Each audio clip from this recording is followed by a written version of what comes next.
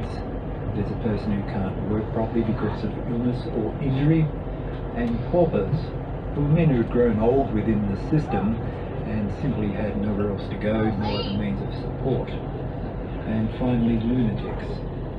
The term lunatic means you were off with the moon. In other words, you're suffering severe mental illness. They're all buried along that southern end, and there's not a great deal of evidence of that because it was policy of Port Arthur that convict graves should be anonymous. The thinking being a life which has been lived in shame and disgrace would deserve no lasting memorial. That idea was only relaxed somewhat in the 1850s when a convict was permitted to have a headstone, but somebody of course had to pay for it. Very few convict headstones are dead. That was around the greater part of the harbour, looking out towards the mouth of the harbour, access coming from Port Arthur and places elsewhere. If we were to turn this vessel about, it would due south. The next landfall would be the continent of Antarctica. At this point there is nothing else between us and that very cold place, apart from the absolutely vast expanse which is the Southern Ocean. The cliffs at Point Cook, of course, are quite prominent as well, and boys would scramble down those cliffs and gather on the rocks out of view, and they would light fires, cook potatoes that they'd stolen, catch fish, smoke tobacco. Thomas Lampierre, the commissariat here, stood on top of the cliff and looked down. He said they scuttled away like little crabs. If you look towards the Isle of the Dead once more, and put an imaginary line down the centre of that, the left-hand side is the southern end, convicts, etc. But the right-hand side of the island, the higher ground, was reserved for burial of free people. These were members of the military, civilian establishment, and members of their families. About 180 men, women and children, and given their status, received due burial in a lot of cases, and quite beautifully carved headstones as well. You may be able to catch a glimpse of some of those as we go past. So two distinctly different cemeteries within the one island, the high ground for the free, the low ground for the bond. The small island was selected and named by the Wesleyan minister, the Reverend John Allen Manton, in 1833, who described it as a secure and undisturbed resting place where those departed prisoners may lie together and await the morning of resurrection. Causes of the death of Port Arthur were not exclusive to this place. In fact, the death rate of Port Arthur compares favourably with the rest of the colony of Van Diemen's Land. Life was hard for all people. The difference is that Port Arthur was designed to be hard. A secondary punishment station. Work accidents were fairly frequent.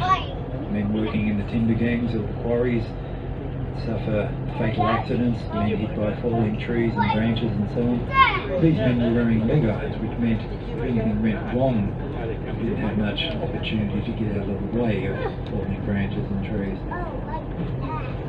Drownings were fairly common. It was a time in history when not many people could swim. And there was always a lot of activity on or around water. If somebody fell into the water, even people around them may not be able to assist them. Respiratory diseases affected convicts here. Tuberculosis affected convict and free person alike. They called it consumption, and it was the scourge of the 19th century. Diet-related diseases affected convicts. By the 1830s, over 70% of the convicts here were affected by scurvy. Reason being that their own private vegetable gardens were scrapped out, and the diet then was just a lump of meat and a lump of bread. Scurvy flared up fairly quickly, and their remedy was to plant huge communal gardens on the flat ground in front of the church. They produced copious amounts of potatoes and turnips, in particular cabbages. One season here they produced over 10,000 cabbages, and that was essentially the end of scurvy. And what vegetables they didn't use fresh, they used to pickle. Pickled vegetables is very good because vinegar is good for scurvy as well.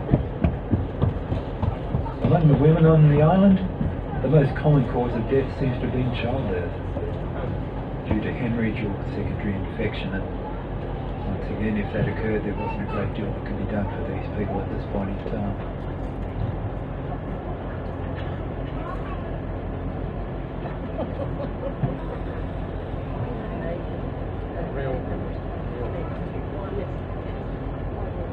Now, travelling back towards the main settlement, of course, this harbour was very safe, very sheltered, and fine anchorage. The other side of the equation was Hobart, one of the finest harbours in the southern hemisphere, and this was transport to and from Port Arthur. It is 42 nautical miles from Hobart, and it can be completed in a number of hours, and for most of the year completed in daylight. This was without doubt the easiest of all of the secondary punishment stations to supply. So this harbour was also the front gate of the prison, the interface between Port Arthur and the rest of the world, the back gate of the prison being Eagle Hawk Neck, with its military garrison and line of savage docks. The whole of the peninsula was the actual jail.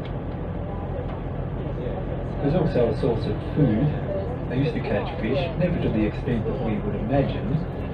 The problem would be no means of refrigeration, of course, but they used to keep them cool by putting them in wooden troughs and putting kelp over the top of them. But they would have to use these fairly quickly.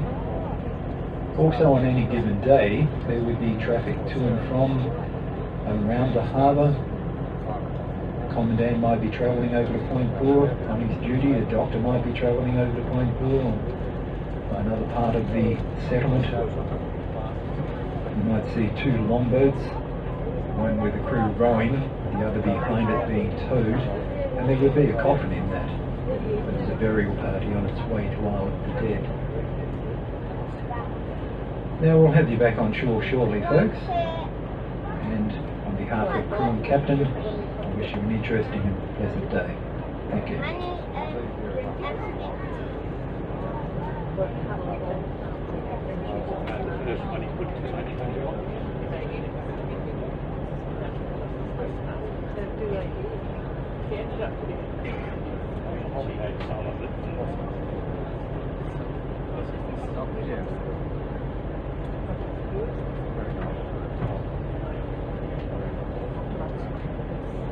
Put your hand up here.